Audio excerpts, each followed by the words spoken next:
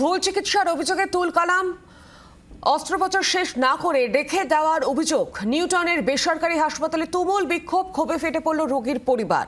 হাসপাতালে টেকনোসিটি থানার পুলিশ গিয়ে পৌঁছয়। যে অভিযোগ করা হচ্ছে যে ভুলভাবে অস্ত্রোপচার করা হয়েছে এবং তারপর দেহ রেখে দেওয়া হয়েছে।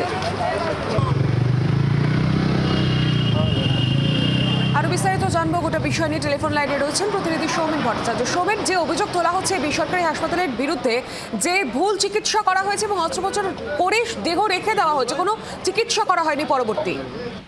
দেখো, একদমই তাই। নিউটাউনে একটি বেসরকারি হসপিটাল, সেখানে কিন্তু মঙ্গলবার এক রোগী ভর্তি হয়। তাকে কিন্তু বলা হয় যে প্যাকেজ দেওয়া হয় যে 60,000 টাকা খরচ হবে এবং পরবর্তী সময়ে অস্ত্রোপচার করার পরেই বলা হয় আরো টাকা দিতে হবে, না হলে অসমাপ্ত রাখা হবে।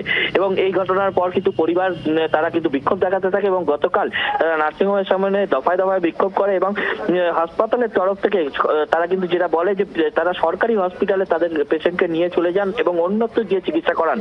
এবং রোগীর পরিবার যেমনটা জানাচ্ছে যে প্রথমে একরকম বলা হয় এবং পরবর্তী সময় অস্ত্রোপচার কেন অর্ধসমাপ্ত রাখা হয়, এই নিয়ে কিন্তু আবারও প্রশ্ন উঠেছে নিউটাউনের বেসরকারি নার্সিংহোমের বিরুদ্ধে। ধন্যবাদ সৌমেন। রোগীর পরিবারের কি অভিযোগ শোনাবো আপনাদের। 6 তারিখ ভর্তি করার পরে 8 তারিখে আমার বোনের অর্ধেক অপারেশন করেছে।